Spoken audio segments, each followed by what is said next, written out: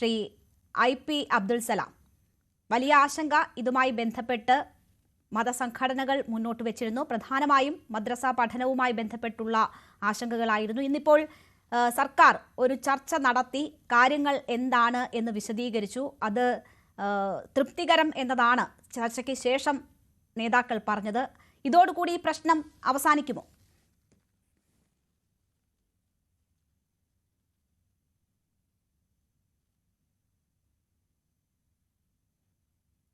ശ്രീ അബ്ദുൽ സലാം കേൾക്കാമോ? പറഞ്ഞോളൂ. കേരളത്തിലെ സ്കൂൾ സമയമാറ്റവുമായി ബന്ധപ്പെട്ടുകൊണ്ട് ഈ വർഷം നാഷണൽ എഡ്യൂക്കേഷൻ പോളിസിയുടെ ഭാഗമായിട്ട് കേരളത്തിലെ പൊതുവിദ്യാഭ്യാസ മേഖല കൂടുതൽ മെച്ചപ്പെടുത്തുന്നതിന്റെ ഭാഗമായി സർക്കാർ സ്വീകരിച്ച ഒരു നിലപാട്, കോടതി വിധിയുടെ അടിസ്ഥാനത്തിൽ സ്കൂൾ സമയമാറ്റം ആവശ്യമാണെന്ന് സർക്കാർ മുന്നോട്ട് വെച്ചു. ആ സമയത്ത് കേരളത്തിലെ ചില മതസംഘടനകൾ ഈ വിഷയത്തിൽ വ്യത്യസ്തമായ അഭിപ്രായങ്ങൾ രേഖപ്പെടുത്തിയിരുന്നു. ആശങ്കകളൊന്നുമില്ല.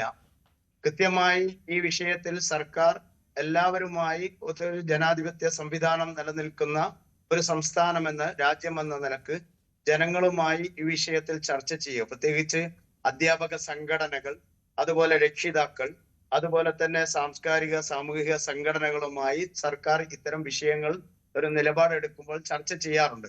ആ ചർച്ചയുടെ അടിസ്ഥാനത്തിൽ കേരളത്തിലെ സ്കൂൾ സമയമാറ്റം അത് ഒരു പക്ഷേ ഒരു അരമണിക്കൂർ സമയം അങ്ങോട്ടും ഇങ്ങോട്ടും ഒരു നീക്കുപോക്ക് നടത്തിയാൽ കേരളത്തിലെ സ്കൂൾ വിദ്യാഭ്യാസ മേഖലയിൽ വലിയ മുന്നേറ്റങ്ങൾ ഉണ്ടാക്കാനും അതുപോലെ തന്നെ പഠന പ്രക്രിയയിൽ കൂടുതൽ സമയങ്ങൾ കണ്ടെത്താനും പ്രത്യേകിച്ച് അധ്യാപകർക്കും സ്ഥാപനങ്ങൾക്കും സാധിക്കുമെന്ന ഒരു തീരുമാനം അത് എന്തുകൊണ്ടും അംഗീകരിക്കാവുന്ന ഒരു തീരുമാനം തന്നെയാണ്. കാരണം സ്കൂളിലെ ഇപ്പോൾ സമയത്തിന്റെ അടിസ്ഥാനത്തിൽ ചില സിലബസുകൾ കരിക്കുലത്തിന്റെ ഭാഗമായി പൂർത്തീകരിക്കാൻ കഴിയാതെ പോകുന്നു.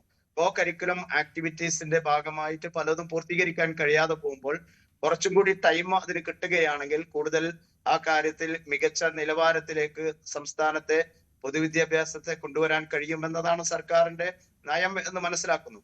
പക്ഷേ വിഷയത്തില് ഏറ്റവും പ്രധാനമായി ഒരു ഭാഗം വരുന്നത് ചില മതസംഘടനകൾ എന്ന് പറയും മുസ്ലിം സമുദായത്തിലെ മദ്രസകൾ നടക്കുന്നത് രാവിലെ 7 മണി മുതൽ അല്ലെങ്കിൽ 6:30 മുതൽ 8:30, 9 മണി 9:30 വരെ ആണ് സമയത്ത് നടക്കുന്നത്. പക്ഷെ സർക്കാർ ഇപ്പോൾ എടുത്തിരിക്കുന്നത് ഹൈസ്കൂളുകളിൽ മാത്രമാണ് ഈ സമയം മാറ്റം. അങ്ങനെ ഹൈസ്കൂളിൽ ഈ സമയം മാറ്റം വരുമ്പോൾ സ്വാഭാവികമായും മദ്രസ പഠനത്തെ അത് ബാധിക്കുന്നില്ല. മാത്രമല്ല ഈ വിഷയത്തിൽ വേണമെങ്കിൽ ഒരു നിലപാട് സ്വീകരിക്കാൻ ഏറ്റവും നല്ലത് എല്ലാവരുമായി ഒരു സമവായ ചർച്ച നടത്തുകയും ഏറ്റവും ഉചിതമായ തീരുമാനത്തിലേക്ക് സർക്കാരിന് വരാവുന്നതുമാണ്. സമയം മാറ്റം എന്ന് പറയുന്നത് പൂർണ്ണമായിട്ടും മദ്രസ സമയത്തെയോ അല്ലെങ്കിൽ മറ്റു മതപഠനത്തെയോ കവർന്നെടുത്തുകൊണ്ടുള്ള ഒരു ദിവസം നിലപാടല്ല സർക്കാർ സ്വീകരിച്ചതെന്നാണ് മനസ്സിലാക്കുന്നത്. ഇന്ന് വിദ്യാഭ്യാസ മന്ത്രി പല ആളുകളുമായി ചർച്ചകൾ നടത്തിയിരുന്നു. പക്ഷേ വളരെ ഉന്നതമായ ചില മതസംഘടനകളുമായിട്ട് അവരുടെ നേതാക്കളുമായി മദ്രസ ബോർഡുകളുമായിട്ട് സർക്കാർ വിഷയത്തിൽ ചർച്ച നടത്തിയിട്ടില്ല. ഞാൻ മനസ്സിലാക്കുന്ന സമസ്തയുമായി മാത്രമാണ് ഈ വിഷയത്തിൽ ഇന്ന് ഒരു ഡിസ്കഷൻ സർക്കാർ നടത്തിയിട്ടുള്ളത്. ആദ്യത്തെ മദ്രസ അങ്ങനെയല്ല.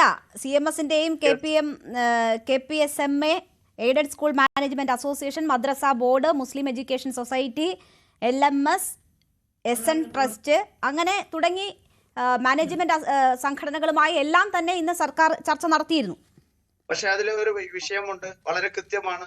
KNM മുജാഹിദ് സംഘടനകൾ മദ്രസകൾ നടത്തുന്നുണ്ട്, അതുപോലെ തന്നെ മറ്റു സംഘടനകൾ മദ്രസകൾ നടത്തുന്നുണ്ട്. അവരുമൊക്കെ ഇതിലേക്ക് കൂട്ടിച്ചേർക്കേണ്ടതായിരുന്നു. കേരളത്തിലെ ആയിരക്കണക്കിന് മദ്രസകൾ നടത്തുന്ന സമസ്ത EKAP വിഭാഗം എല്ലാം ഈ ചർച്ചയിൽ പങ്കെടുത്തു. ഈ ചർച്ചയ്ക്ക് ശേഷം സമസ്ത നേതാക്കൾ മാധ്യമങ്ങളോട് പറഞ്ഞത് തൃപ്തികരം എന്നതാണ്. പക്ഷേ ചർച്ചയ്ക്ക് വിളിക്കുമ്പോൾ ആരും അവൈലബിൾ ആകാത്ത ഒരു സാഹചര്യമുണ്ട്. അതുകൊണ്ടാണ് താങ്കളെ ഞാൻ ചർച്ചയ്ക്ക് വിളിച്ചത്. ഈ വിഷയങ്ങൾ അറിയാവുന്ന വ്യക്തി എന്ന നിലയിൽ ഇപ്പോൾ പുറമേക്ക് അവർ തൃപ്തരാണ് എന്ന് പറയുന്നു. ഈ സർക്കാർ ഈ വർഷം ഇത് തുടർന്നിട്ട് അടുത്ത വർഷം സമയമാറ്റം പുനഃപരിശോധിക്കുമെന്ന ഉറപ്പ് നൽകിയെന്ന് പറയുന്നു.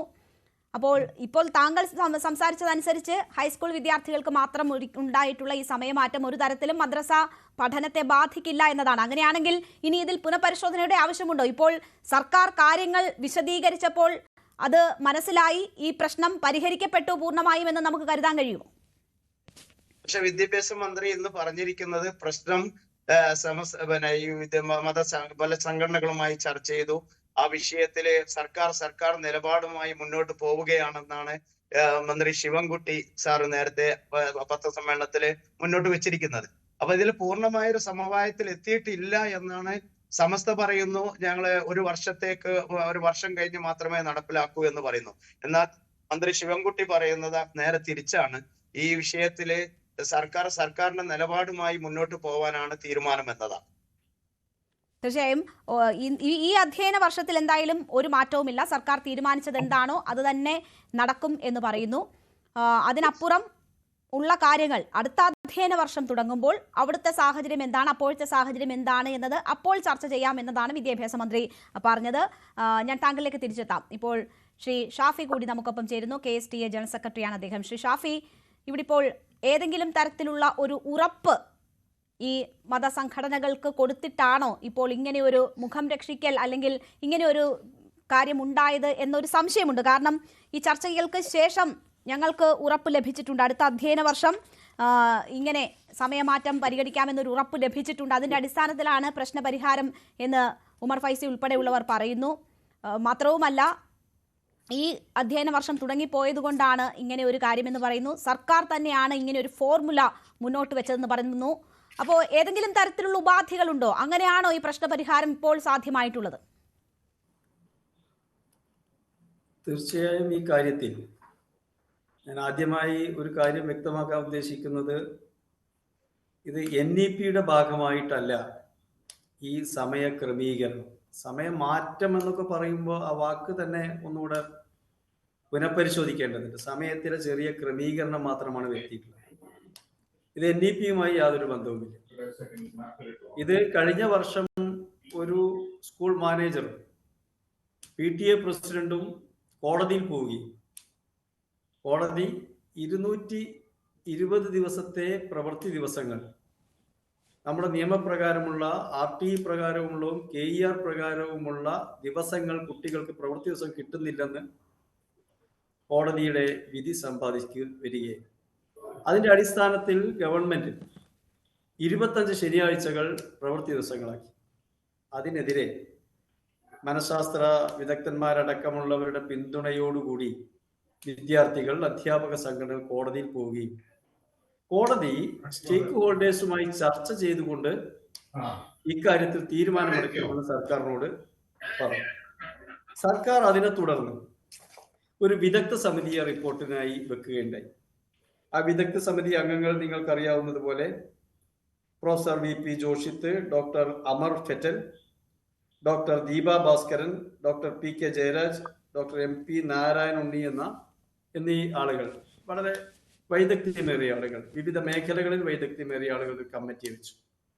ആ കമ്മിറ്റി എല്ലാ ജില്ലകളിലും വിവിധ സ്കൂളുകളിൽ നേരിട്ട് പോയി. എല്ലാ ജില്ലകളിലുമല്ല, തിരുവനന്തപുരം, പാലക്കാട്, മലപ്പുറം, വയനാട്, കാസർഗോഡ്, ആലപ്പുഴ ജില്ലകളിലെ വിവിധ സ്കൂളുകളിൽ പോയി അവിടെയുള്ള അധ്യാപകർ, കുട്ടികൾ, അധ്യാപക വിദ്യാർത്ഥികളോടൊപ്പം തന്നെ രക്ഷിതാക്കൾ, ജനപ്രതിനിധികൾ തുടങ്ങി ആളുകളോട് ചർച്ച ചെയ്തു.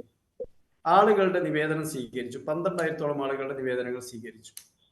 വിദ്യാർത്ഥി സംഘടനകൾ, അധ്യാപക സംഘടനകൾ തുടങ്ങിയവരോട് ചർച്ച ചെയ്തു.